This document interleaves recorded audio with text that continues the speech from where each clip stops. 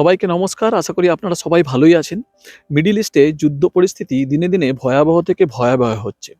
কালকে একটা ভিডিওতে দেখলাম রাতের অন্ধকারে ইরান ইসরায়েলের ঘন জনবসতিপূর্ণ এলাকায় ঝাঁকে ঝাঁকে ড্রোন অ্যাটাক করছে। সেই সঙ্গে আরও একটা ছবি দেখলাম যে ইরানের একটা শহরে, যেখানে যেদিন প্রথম ইসরায়েল আর আমেরিকা ইরানে বম্ব ফেলতে শুরু করেছিল, সেই একটা শহরে যেখানে স্কুল চলছিল, সেই স্কুলে একটা বম্ব ফেলে। সেই স্কুলে তখন ১৬০ জন দুধের শিশু ক্লাস করছিল, সঙ্গে ছিল আর ৫ জন তাদের শিক্ষক শিক্ষিকা। একসঙ্গে পুরো স্কুলটা উড়ে যায় এবং ১৬৫ জন সবাই মারা যায়।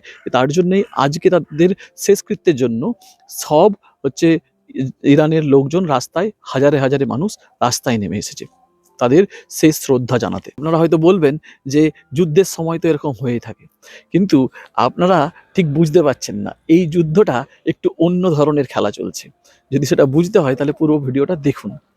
আপনারা জানেন হয়তো ২০২২ সালে যখন পুতিন ইউক্রেন অ্যাটাক করেছিল, পুতিন ভেবেছিল এই যুদ্ধটা মাত্র ৭ দিন টিকে থাকবে।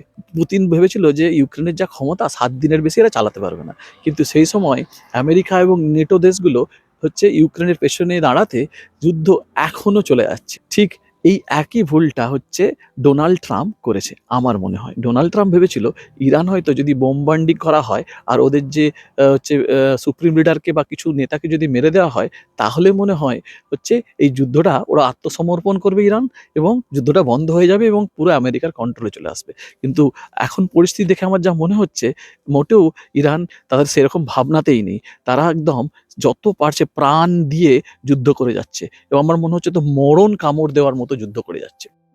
যাই হোক, হচ্ছে আহ, সেই সময় ২০২২ সালে আমেরিকা, ইউরোপ বা অন্যান্য দেশগুলোতে প্রেসার দিয়েছিল যে রাশিয়া থেকে তেল না কেনার জন্য।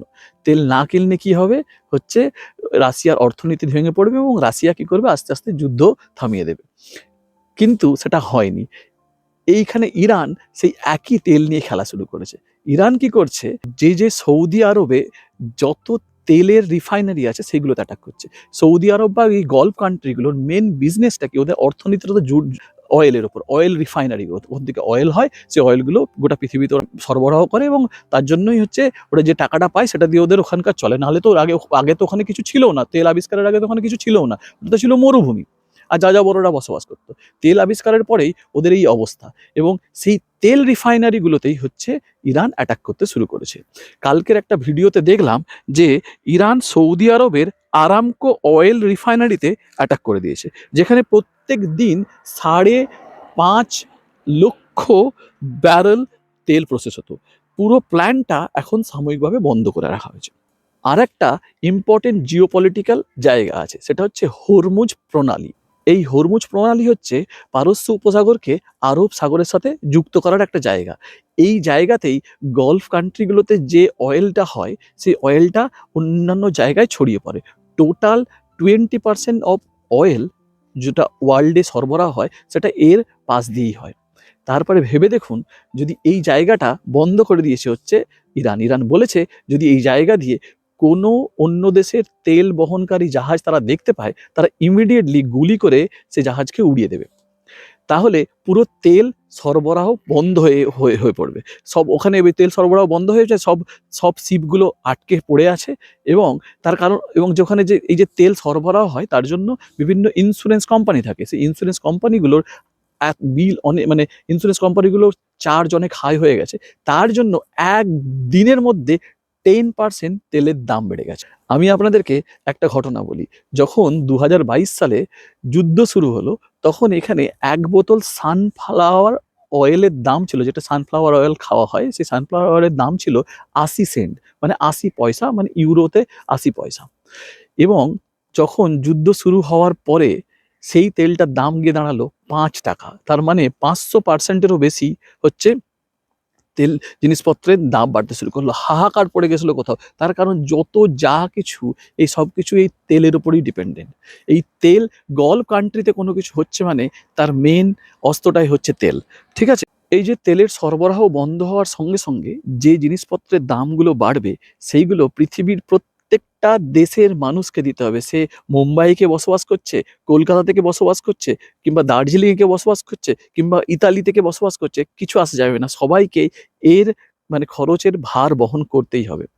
তার জন্য যত বিল বাড়বে সব মিডল ক্লাস মানুষদেরই বাড়বে। বড়লোকরা তাদের কি আসে যায়? তারা তো যুদ্ধটাকে একটা ব্যবসার অংশ ভাবে। যুদ্ধের সময় তারা গোল্ড কিনবে, সিলভার কিনবে, তেলের স্টক কিনবে, আর অন্যান্য স্টকগুলোকে সব বেচে দেবে। ওদের তো ইনভেস্টমেন্ট করার সময়। যত প্রবলেম তো আমার আপনার মতো গরিব মানুষদের। তার জন্যই একটা কথা আছে, wars are not accident, they are most powerful economic event on the planet, and the people who understand that always end up on the highest side of history.